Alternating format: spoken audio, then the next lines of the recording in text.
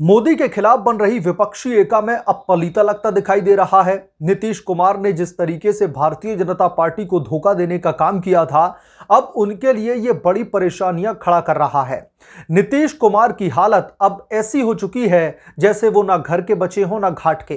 दरअसल बेंगलुरु में हुई विपक्षी दलों की बैठक से पहले ही विपक्षी दलों के ही नेताओं ने नीतीश कुमार को उनकी सही जगह दिखा दी, जिसकी वजह से पलटू राम नीतीश बाबू बुरी तरीके से बिलबिला उठे। विपक्षी दल के नेता ही अब नीतीश कुमार के खिलाफ में मोर्चा खोलने की कगार पर दिखाई दे रहे हैं। नीतीश बाबू के खिलाफ में अचानक से विपक्षी दलों के नेताओं के बीच में अविश्वास की स्थिति कैसे खड़ी हो गई है और विपक्षी गठबंधन कैसे खतरे में है, इस रिपोर्ट में हम जानेंगे। आपसे आग्रह है कि चैनल को सब्सक्राइब कर लें और देखते रहिए मुद्दा गरम है।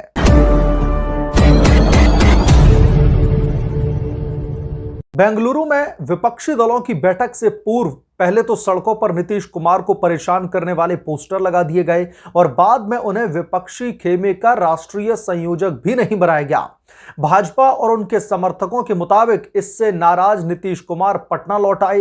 विपक्षी एकता को चोट न पहुंचे इसे देखते हुए विपक्षी दलों के साथ साथ स्वयं नीतीश कुमार भी अपनी वापसी पर सफाई दे चुके हैं, लेकिन असल सच्चाई कुछ और ही है। कहा जा रहा है कि बेंगलुरु की सड़कों पर लगे नीतीश कुमार के खिलाफ में पोस्टर अनायास नहीं थे। ये पोस्टर किसने लगाए यह अभी तक साफ नहीं हो पाया है। भाजपा और कांग्रेस दोनों एक दूसरे का दरअसल इन पोस्टर लगाने में हाथ बता रहे हैं। भाजपा नेताओं के मुताबिक यह कांग्रेस का तरीका था, जिसके माध्यम से नीतीश बाबू को बता दिया गया कि वो उन पर अब आंख बंद करके विश्वास नहीं करने के लिए तैयार हैं, क्योंकि नीतीश का यही रहा है पॉलिटिकल करियर, कभी भाजपा के साथ तो कभी कांग्रेस के साथ। ऐसा इसलिए क्योंकि कांग्रेस नेतृत्व उनकी भाजपाई खेमे से दूसरे चैनल से हो रही बातचीत से पूरी तरीके से वाकिफ भी हैं और सतर्क भी। पटना के बाद में बेंगलुरु बैठक में भी उन्हें इंडिया के राष्ट्रीय संयोजक के तौर पर जगह न मिलना भी ये बताता है कि इंडिया में उनकी भूमिका सीमित रहने वाली है। इंडिया यहां पर विपक्षी एका जो गठबंधन है उसका नाम दिया गया है। इन आशंकाओं में कितना दम है कि नीतीश कुमार एक बार फिर से एनडीए खेमे में दरअसल पलटी मार सकते हैं? कांग्रेस के मुताबिक यह भाजपाई प्रचार तंत्र की रणनीति का हिस्सा है, जिसका उद्देश्य बिहार में अपनी कमजोर रणनीति को मजबूत करना या फिर विपक्ष में फूट डालने की कोशिश है, यह कांग्रेस आरोप लगा रही है। एनडीए के एक नेता के मुताबिक प्रधानमंत्री नरेंद्र मोदी अभी भी नीतीश कुमार को लेकर के नरम है, यह बताया जा रहा है, लेकिन सच्चाई कुछ और ही है। लेकिन गृह मंत्री और भाजपा के रणनीतिकार अमित शाह अब नीतीश कुमार की राजनीति को बिहार में ही परास्त करके खत्म करने पर आमादा हैं। यह सही बात है कि विपक्षी एकता की सबसे मजबूत पहल नीतीश कुमार ने ही की थी। उन्होंने तेजस्वी यादव के साथ में मिलकर के न केवल विभिन्न दलों के नेताओं से मुलाकात की, बल्कि सबसे बातचीत कर सभी दलों को एक मंच पर लाने का रास्ता तैयार किया था। उनकी ही कोशिश पर विपक्षी दलों की बैठक सबसे पहले पटना में 12 जून को प्रस्तावित की गई थी, लेकिन राहुल गांधी के विदेश में होने और मल्लिकार्जुन खड़गे की व्यस्तता के कारण 12 जून की बैठक को स्थगित कर दिया गया था। बाद में लालू प्रसाद यादव की पहल पर कांग्रेस सहित सभी 17 दल 23 जून को पटना बैठक में शामिल हुए। पटना में आने वाले ज्यादातर विपक्षी नेताओं ने नीतीश कुमार की तुलना में लालू प्रसाद यादव को ज्यादा महत्व दिया, क्योंकि उन्हें पता है कि लालू प्रसाद यादव का यह इतिहास नहीं रहा, उनकी पलटू राम वाली राजनीति नहीं रही है जो कि नीतीश कुमार की रही है, कि जहां पर सत्ता का झुकाव नीतीश कुमार उन्हीं के हो जाते हैं। बेंगलुरु में नीतीश का मजाक उड़ाने वाले पोस्टर विपक्षी दलों के बीच नीतीश कुमार की विश्वसनीयता पर संदेह बड़ा खड़ा करके गठबंधन में दरार डालने के उद्देश्य से ही लगाए गए थे। दरअसल नीतीश कुमार के करीबी हरिवंश अभी भी राज्यसभा में उपसभापति बने हुए हैं। उन्हें प्रधानमंत्री नरेंद्र मोदी और नीतीश कुमार के बीच संवाद की एक कड़ी के रूप में देखा जाता है। यही कारण है कि जब विपक्षी एकता की बैठकों के बीच 3 जुलाई को हरिवंश की नीतीश कुमार से मुलाकात हुई तो अफवाहों का बाजार गर्म हो गया। जेडीयू की ओर से कहा गया कि नीतीश कुमार सभी विधायकों सांसदों से मुलाकात कर रहे थे और इसी क्रम में पार्टी के सांसद होने के कारण हरिवंश की नीतीश कुमार से मुलाकात हुई। माना जा रहा है कि इस मुलाकात ने नीतीश कुमार और एनडीए के तार फिर से जोड़ने की अटकलों को जन्म दिया है, लेकिन यह अमित शाह और पार्टी के काडर के नजरिए से देखें तो इसके ठीक उलट लगता है। हालांकि दोनों ने ही इसे सामान्य शिष्टाचार भेंट भी बताया था। बिहार भाजपा के अध्यक्ष सम्राट चौधरी से जब यह प्रश्न किया गया कि क्या नीतीश कुमार के एनडीए खेमे में आने की संभावना है, तो उन्होंने सीधे तौर पर इंकार कर दिया। उन्होंने कहा कि जो मुख्यमंत्री उनके कार्यकर्ताओं की हत्या करवा रहा हो, उससे उनकी बातचीत की कोई भी कतई गुंजाइश नहीं हो सकती।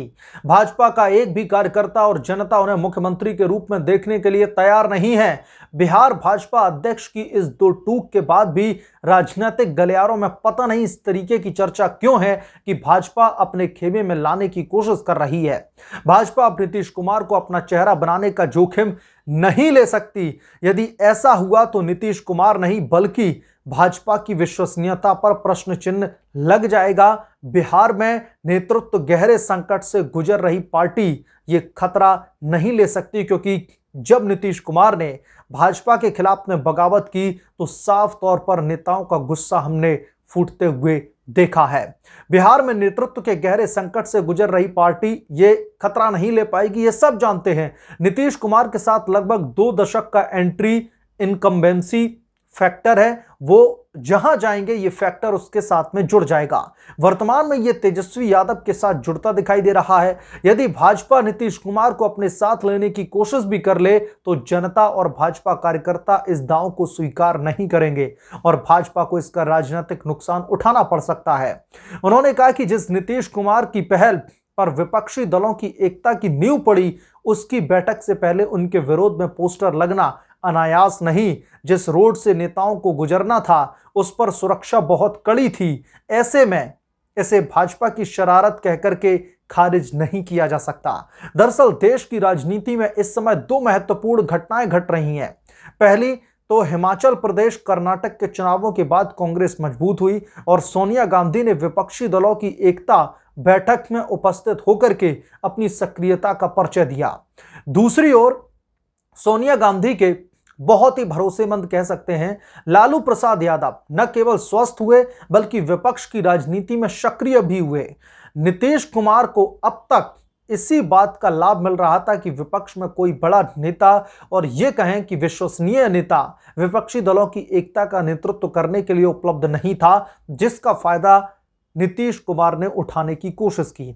सोनिया गांधी, शरद पवार और लालू प्रसाद यादव अपने स्वास्थ्य के कारणों से राजनीतिक रूप से कम सक्रिय हो रहे थे, तो दूसरा कोई नेता इस कद का दिखाई नहीं पड़ रहा था जो विपक्षी दलों की एकता की गाड़ी को आगे बढ़ा सके। इस दौर में नीतीश कुमार विपक्ष के एक बड़े नेता के तौर पर उभर रहे थे और सबसे बड़ी बात यह है कि जैसे ही नीतीश कुमार को यह गलतफहमी हुई कि ये विपक्ष के बड़े नेता बन सकते हैं, प्रधानमंत्री पद के उम्मीदवार बन सकते हैं, तो तुरंत उन्होंने भाजपा के साथ में दगाबाजी करके धोखे का प्लान बनाया। लेकिन अब नीतीश कुमार की स्थिति ना घर के रहे ना घाट वाली होती हुई दिखाई दे रही है। विपक्षी एका ही अब उन्हें तरजीह नहीं दे रहा है। उन्हें इंडिया का राष्ट्रीय संयोजक भी नियुक्त नहीं किया गया। यह दिखाई दे रहा है कि नीतीश कुमार को लेकर विपक्षी एका में जितने भी राजनीतिक दल हैं उन्हें कतई विश्वास नहीं है। बहरहाल इस पूरे के पूरे मामले को लेकर के आपकी क्या राय है हमें कमेंट करके जरूर बताएं। जल्द मिलूंगा किसी दूसरे बड़े अपडेट के साथ में, तब तक के लिए धन्यवाद। अगर आप लोग चैनल पर नए हैं तो प्लीज चैनल को सब्सक्राइब करें, साइड बने बेल आइकन को भी प्रेस करें ताकि जैसे ही मैं कोई नया अपडेट लेकर के आऊं तो उसकी जानकारी सबसे पहले आपको मिले।